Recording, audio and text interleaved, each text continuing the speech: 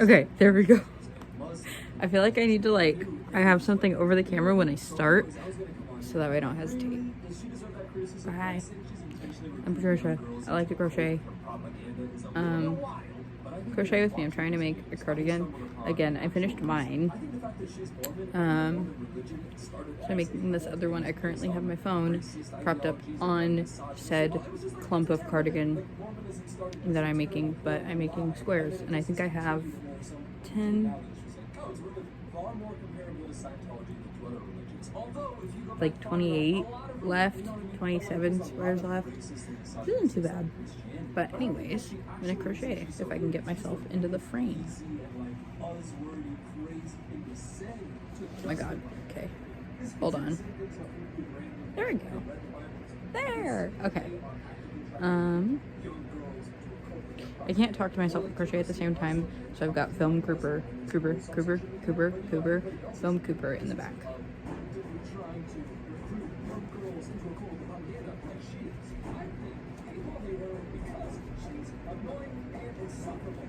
That's not good. I'm going to show you why. Look at this video right. POV, you're watching your husband take you on a grocery store and enjoy it because he knows how much you love going. While showing the guy that apparently every girl was in love with on Tumblr, but walking around with his hair like this, a toothpick in his mouth, talking about how much he loves you, that's annoying. I'm sorry, that's annoying. If you show your husband with hair like this and a toothpick in his mouth, wrapping up lettuce for you, people are going to go, oh, that's a little bit of it. And the way she frames her videos, like this cereal thing. Also, Luke Hemmings released new music today, released a new song today, and he has an album coming out in April. I'm really hoping that it's good. I really want Ashton Irwin to release his second album because I really like his music. I just like him in general, but Probably doesn't feel very cute. Feels worthless. Feels like a loser. And she sees this girl, a model, with her model husband saying, "Thanks, followers." Outside, by the way, that's not a weak voice. That is a perfect LA accent. And I know you were I know you want how much it means to you. Or that's fine. I'm going to the store.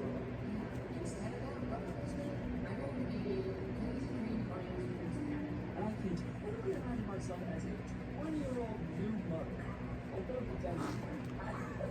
can't imagine myself having just given birth 30 months ago, seeing this and being like, I kind of, and then being like, she's a woman. That's probably it, and she's a cult. No, I think it's just because you find something. I think. It's mostly designed from scratch. There's a green day outside, so what better way to spend it? So there is this element of almost thin that I think people have. However, I would say not just thin. A lot of people don't want to live this type of lifestyle, and they see her doing that. there we go.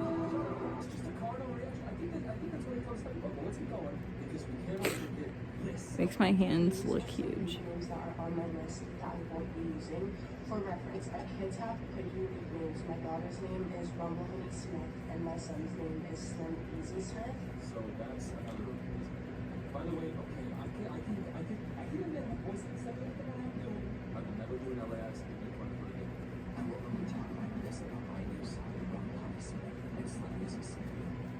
Rumble Honey Smith, and you're going to tell us the names that you were considering. You had other names that you were considering, and you went with Rumble Honey. You can't look me that's not King. That's actually the hardest fuck. Rumble Honey kind of goes fucking insane. I originally, you're doing it like that because you do it as an accessory to your lifestyle. As a cool person, like, I feel like you think, oh, I'm like a cool person, so I think I'm like a cool. Hey, you just gotta give this a new person. Like, this is a new person. This isn't just like a little bit of you. This is a whole new person who's gonna have a whole life completely separate. You have an egocentric, self-centered view. Or like the Mormon religion might view you. Gotcha, Mormons, gotcha. If you're a Mormon, hey, I already think you're wrong and said that other religions can be, say that I already think you're wrong. Let me throw a couple punches. Oh, I say that. Would you get it? Come on, it's so okay. I don't say some of the names that she can say. Again, her husband is a lucky boy, so it kind of makes sense. For reference, my kids have pretty unique names. My daughter's name is Rumble Honey Smith, and my son's name is Slim Easy Smith. So these might be a little out there, but let's get started. For girls' name, I really love the name Odie, Pepper, Dawn. They're all really cute to me. You should have called them Odie, Pepper, Dawn. Pepper and Odie, those are cute names. Those are cute names. Dawn, I put them. My friend's mom was like, how do you go from kind of cute boy to kind of cute boy to kind of cute boy to what about your boys? What about siblings? What could be? Really like Peter, Daniel, Michael, everyone that's not crazy. That's not how she talks, I'm sorry. But it's her mom. It's her mom. Her mom is this LA, like, out of touch. Oh my god. I understand what the woman is. I understand this. She hated me. I don't hate her. I do hate her husband with this hair and that too big and picking out legs. I hate it. God, it's not just jealousy. Just don't do that. You know you're being filmed. Like, why are you trying to be handsome in the grocery store when you know you're being filmed? It's crazy. You're not modeling right now. Lucky Bunny Smith? What's his name? Bubble? Bubble Bunny Smith? Bubble Bunny Smith. You're not on a modeling shoot. You're grocery shopping with your wife. When you're getting this, when you're grocery shopping with your wife, I'm sorry I hate you. I'm sorry. Just, get back on track. I don't hate her yet. I do hate her husband. But I am going to be honest, I'm very bored watching her with her face and this talking about her son. I can't. really cute to me. I really like Cherry as a middle name. My husband doesn't really like that name. I also like Bubble as a second name. That might be controversial. And Bubble. I love the name Pear as a first name. And then for boys, I love the name Fox. I'm sorry, you're saying that, wait, what? You're saying that Cherry and Bubble might be a little bit out there.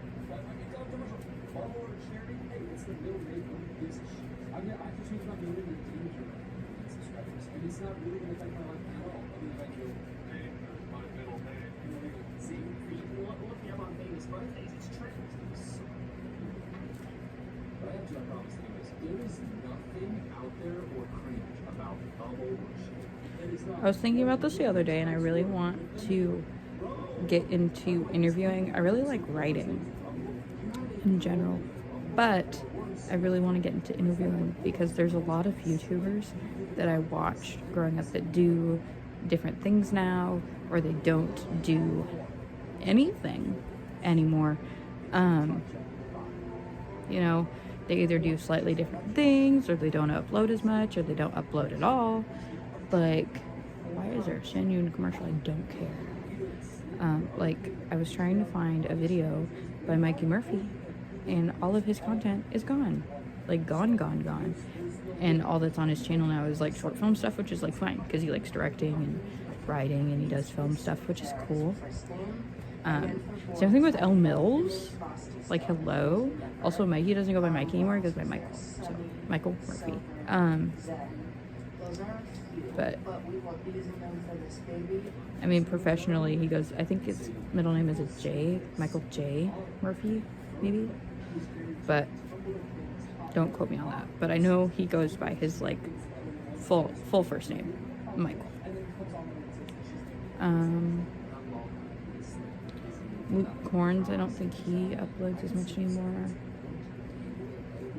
Jack's Gap hasn't done any sort of, like, viral content in a long time, which is like they're doing like humanitarian stuff, so duh. But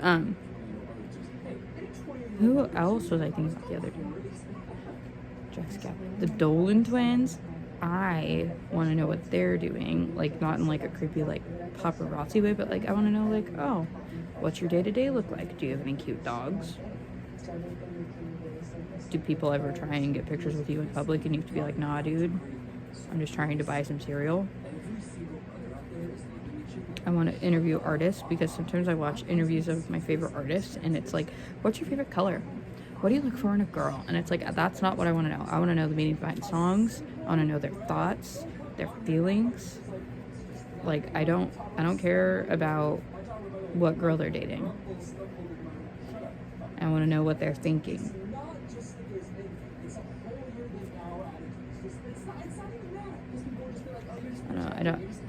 I don't know how to edit videos, so I just, until I figure out or get a computer that I can like film on a computer and then edit it, these are just unedited and me just talking, because I don't know, I'm not really gonna like put links to my Instagram because I don't want people to be like, oh, Patricia's making YouTube, let's be mean to her. So this will just be my tiny corner of the crochet internet. That's 13.2 million likes. That means in terms of woman health, she's going real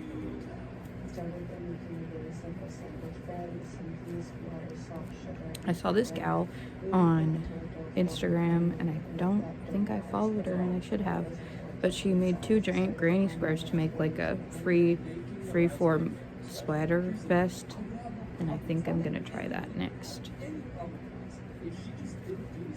because I kind of need to use up my yarn.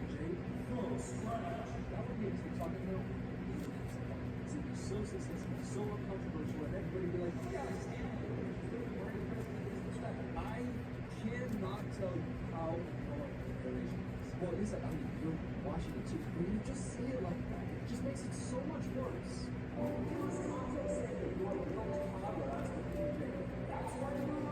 like, okay, you want what? You want fucking applause? At least like that kid, you know, whenever there'd be like a bunch of freaking cheers and everybody's gonna like pick up a boy somewhere, there's that one kid who picks up like 7. She's like, great, teacher. That's what she's doing. I'm like, okay, I'm glad you can spend 3 hours away from your child with a peanut butter and jelly sandwich. I'm glad your lifestyle, you can afford to do that. I don't know how you do it. I don't know if it's because you both work from home and your husband is watching your kids, or you're paying somebody else to do it, but just for you to like make a peanut butter and jelly sandwich.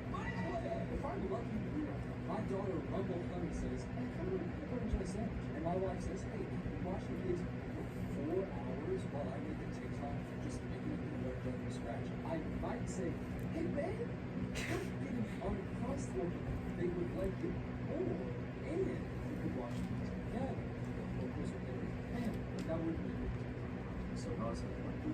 Not raises us, Yara sees us. But that's what it is, I think. She is setting completely impossible, unrealistic, ridiculous standards. But on the surface, you could rush up and be like, oh my god, slay, she's a young mother, throwing it down, full-time makeup, moving from scratch, slay, aesthetic vibes. Or you can look at it from the perspective of, she is making me feel like I have nothing and I have absolutely no worth, but then also could never hope to ever achieve.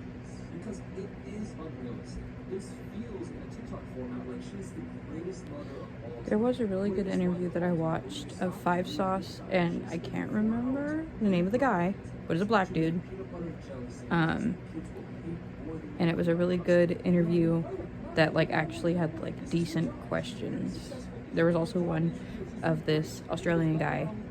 I don't remember his name either, but he had really good interview questions, and he was funny. Zach Sang does really good interviews just in general, but like Zach Sang can only interview so many people, you know what I mean? Like I just wish that companies that are doing interviews when celebrities and artists and actors and stuff are doing press tours and stuff, just let people ask better questions. Because it's not that people can't think of better questions, but there's obviously somebody that's like, okay, those questions aren't acceptable. You know what I mean?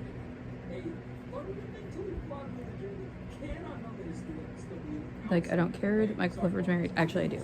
I love his wife. His wife's cool. But like, what's your writing process? I would like to know, like, how do you like Georgia? How does it feel being a new dad? Like, you know what I mean? Like, I don't care about the superficial stuff. What's your favorite t-shirt brand? What kind of coffee do you drink? Do you party? Blah, blah, blah, blah, blah, blah, blah. Of course they party. There are 20-somethings in a band. You know what I mean?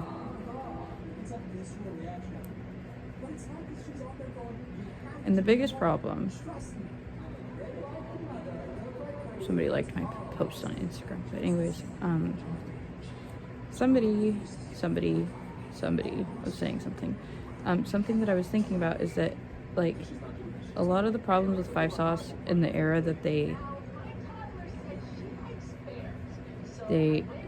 like became a band is right along One Direction, and they like fell into the trap of their boy band. Let's give them the kooky and like two truths and a lie, truth or dare, true or false, most likely to type interviews. And I just want you to ask them questions. No, please tell me if you think there's other reasons that I'm missing behind why that hate for her is so extreme. Please point it out in the comments because this is just life stuff. As a 28 Like, I want to know about the art, want to know about your daily life. Like, do you have any daily routines?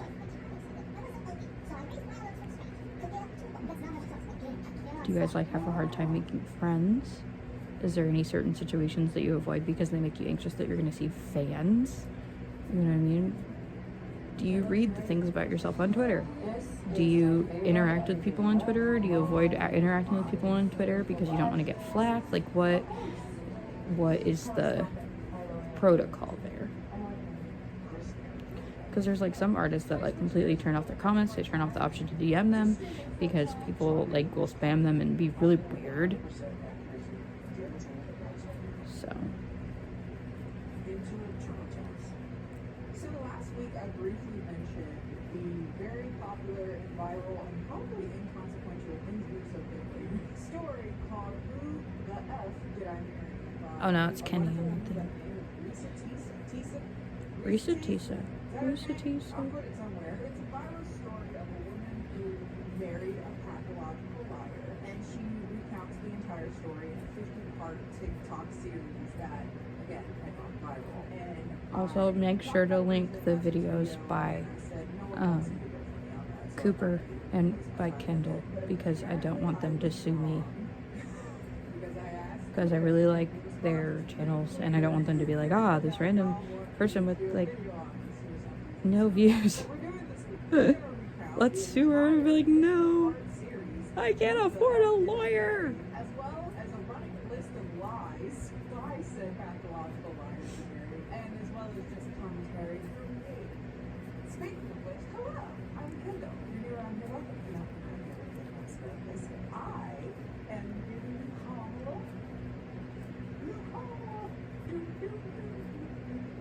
This is the first time I've gotten my hair done, like fresh from someone at a salon since I was 7 years old. I found a really good salon over in Berkeley, Michigan, for those of you that are in the Metro Detroit area. It's near Royal Oak area. It's called Amora Lux, and they do Japanese hair spas where it's a whole process. It's magical. But yeah, that's my little plug. If you end up going, say Kendall sent you. They don't know who I am, but I want to be able to go with them. So that's my little plug for them. They didn't ask if I wanted to do that because it was so hard to find a good salon in this area. Like everybody wanted to $8 million so that you can wash your own hair and blow dry your own hair. So if you license, why does it take you 12 hours to detangle someone's hair? If you don't know what you're doing. Anything else to plug before we get started with the shenanigans? Probably today's sponsor. The people that are paying me to talk about them. They'll send that over to Tablo. Thank you. Hello everyone, this is Tablo. Is sponsored by Sundays. Sundays is fresh dog food made from a short list of food-grade ingredients for your little papa who's getting extra regular membership is 90% meat, 10% vegetables, and none of those sticky additives that are put in a lot of commercial dog food. Y'all know I love my little human. I mean, daughter, dog-ter. And ever since I've gotten her, I've been a pretty big stickler about the food that she eats. I've found that we've had some particular issues with dry dog food because either it's healthy, she doesn't like it, or it doesn't weird for the tummy, or it makes her have mountain boots. It's been very weird. But with Sundays, I found that that's actually not the case. This one is the chicken flavor. This one's the beef. She's a beef girl. She loves beef. She'll smash the chicken, but she's a beef girl. I can't eat a burger. So if you would like to bring Sundays home for your cover, feel free to click on the link down below. Go to sundaysfordogs/Kennie or use code Kennie for 50% off your purchase. Big thanks again to Sundays for sponsoring today's video. Let's go to the box. So again, like everyone else on the internet, I have been completely engrossed by the story Who the F Did I Marry? Again, the nearly 8-hour retelling of the story of how a woman named Risa Tisa met, dated, married, divorced her pathological liar husband who she has jokingly called Legion as in reference to a legion of demons in the Bible. His real name is very publicly known at this point because he's spoken out and whatnot, but I think Legion is funnier, so I will also be owning that in this video. I watched the entire story 3 times. I've watched where it gets good more times than I can count. I like there to be something playing in my house. I assume that's what this video is. And so I said, let's do a summary on it. And I'm going to do a summary on it today because some of you guys don't want to sit here for 7.5 hours. I do recommend at some point doing it if you end up liking the story. She's a great storyteller, and that's the reason why it went viral beyond the just ludicrousness and the things that happen. But I'm here to consolidate that information as well as give you first my 2 cents because I can't help it. And though I doubt this video will be super short, it will be less than 8 hours. So there's that again. So feel free to check out the full story on TikTok or they re-uploaded it if you want to keep it another time. So look it out there. Now being that the story is told in 50 parts, I've decided to separate it into 5 parts just for ease. So if you would like to follow along, you can do so. So let's start off with chapter 1, which is parts 1 through 10. So the beginning of the story takes part in the early part of 2020 where Trisha meets Legion, again the nickname that she's given her now ex-husband. When I heard that as the name that she chose for him, I found it incredibly funny. Him being nicknamed Legion is a good foreshadowing because there's a lot of, religious undertones to this story. It's not a fake story, it's just how religion showed up in this woman's particular life. That's the different. And being that I grew up in the church, I had some very strong opinions about certain aspects of things, but I also kind of understood some of the thinking that she had that was probably very alien to people who were not raised in a black church, a very evangelical, Kojic type thing. Like it's weird. I definitely understood why. But she ends up meeting him off of a dating app. She actually finds him on 2 different dating apps. One where he has a nickname, like a short version of his name, and the other is the full name. They end up matching, I believe, off of Facebook dating. And I've never heard a good thing about Facebook dating. All I've heard is some of the funniest and modest stories from people who have found people off of Facebook dating. Shout outs to my friend Maya. Why? Anyway, so that's a red flag right there. You met him off of Facebook dating. And they end up making a connection very quickly. They have their first phone call. And in this phone call, he tells her a lot about himself. Arguably too much about himself, in my opinion. But, maybe the vibes were right. He talks about his upbringing. He says that he had just recently moved to Georgia, which is where they are, from California, particularly San Diego. He says he was born and raised in Philly, and then they moved down to Augusta for high school for him. And then when he went to college, he decided to go to San Diego State. That's how he ended up in California. Stayed there for a little while. While in California, he got married and divorced. She had 2 kids of her own. He's still very close to those stepkids. He goes into why they divorced, which apparently was Reese's prompting. It wasn't something he just came out of nowhere like, no, it was something that she was kind of getting a feel for to see if he was ready for a relationship as she was looking to date for marriage. But he's like, yeah, we broke up, me and my ex, she cheated on me, and it was really ugly, but we've been able to make things amicable now because, again, I'm so close to her children. Again, they're not his children, they're hers, but he's very, very close to them. And then he moved back to Georgia for a job. He had gotten the opportunity to